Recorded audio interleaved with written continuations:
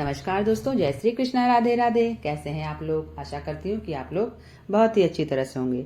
तो दोस्तों, आज की वीडियो में हम चर्चा करेंगे कि शर्तिला एकादशी के बारे में। यह किस दिन पड़ रही है, किस तारीख को पड़ रही है, इसका पारण कब है और इसमें हमें किस तरह से पूजा करना है, ये सारी जानकारी मैं आपको इस छोटी सी वीडियो में दूंगी।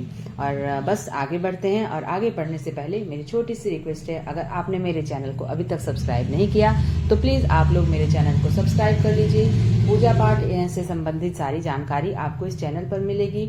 और इसलिए इस वीडियो को ज्यादा से ज्यादा लाइक और शेयर करिएगा।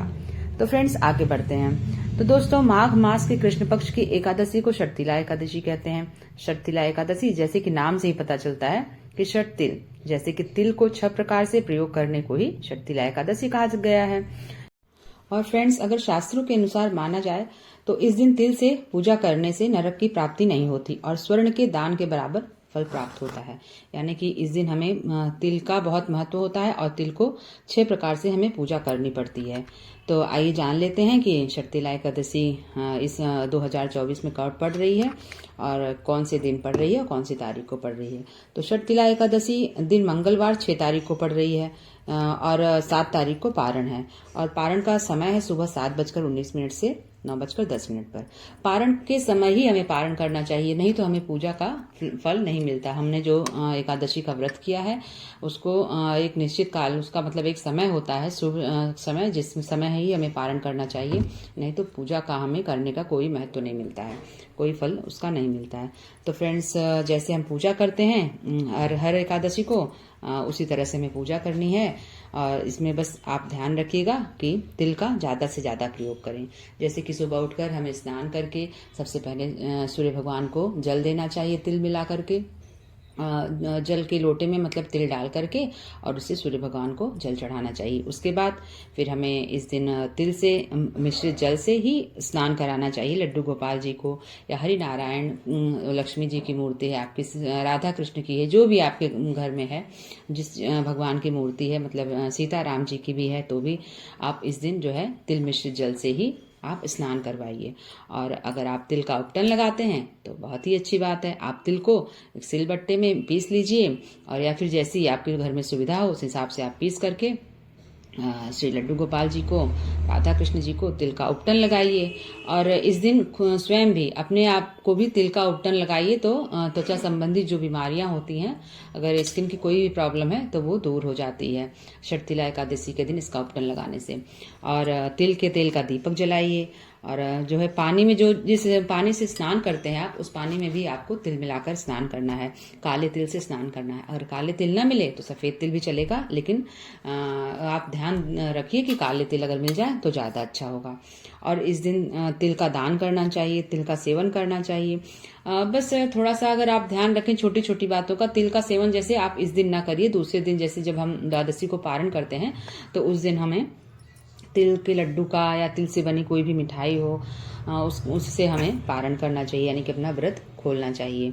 और तिल का दान करना चाहिए। तिल से बनी सामग्री का भगवान जी को, लड्डू गोपाल जी को प्रसाद चढ़ाना चाहिए। उनका भोग प्रसाद तिल से बनी सामग्री से चढ़ेगा तो बहुत ही अच्छा होगा। और तिल से हमें हवन भी करना चाहिए इस दिन। तो बस ध्यान दीजिए कि आप 6 प्रकार से पूजा पाठ में आप तिल का इस्तेमाल करिए, और बस हमारे कान्हा जी प्रसन्न हो जाएंगे।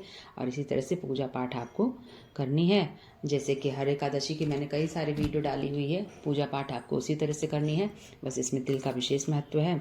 और मैं वीडियो में जैसे कि आपको मैंने दिखाया भी है कि गुड़ तिल और थोड़ा सा घी मिला करके ये तीनों चीज़ों को अच्छे से मिला लीजिए। और बस ध्यान रहे चावल का इस दिन बिल्कुल भी प्रयोग ना करें। तीनों चीज़ों को अच्छे से मिला करके, और गाय का अगर कंडा जो है जिसे उपला बोलते हैं, गाय का उपला मिल जाए तो उस पर आप हवन करिए। नहीं तो जो हवन कप मिलते हैं बाज़ार में बनी बनाई, उसमें भी आप लेकर हवन कर सकते हैं।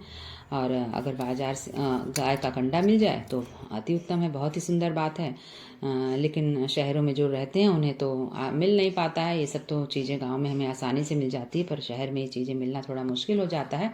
तो आप अपनी सुविधा के अनुसार देख लीजिए जो भी चीज़ें आपके पास है उपस्थित, लेकिन आप हवन ज़रूर करिएगा। इस हवन करने से हमें बहुत ज़्यादा ही शुभ पुण्य फल की प्राप्ति होती है। हमारे पूजा पाठ का विशेष ही लाभ हमें मिलता है, हमारे परिवार को मिलता है, हमारे घर को मिलता है, हमारे बच्चों को मिलता है।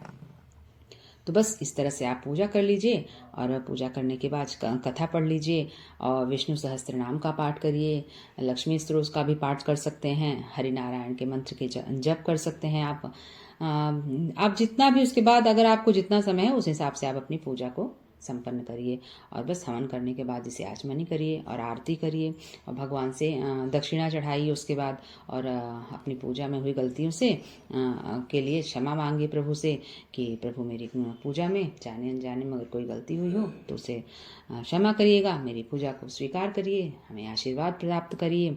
और बस इस तरह से मैंने आपको बहुत ही आसान और सरल विधि से पूजा करना बताया है, और मुझे पूरी उम्मीद है कि आपको वीडियो पसंद आई होगी और आपके यूज़ में भी होगी, आपके लिए उपयोगी होगी।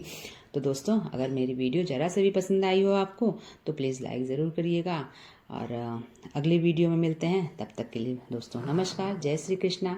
आप सब पर, आपके परिवार पर, आपके बच्चों पर श्री नारायण लक्ष्मी की कृपा बनी रहे। और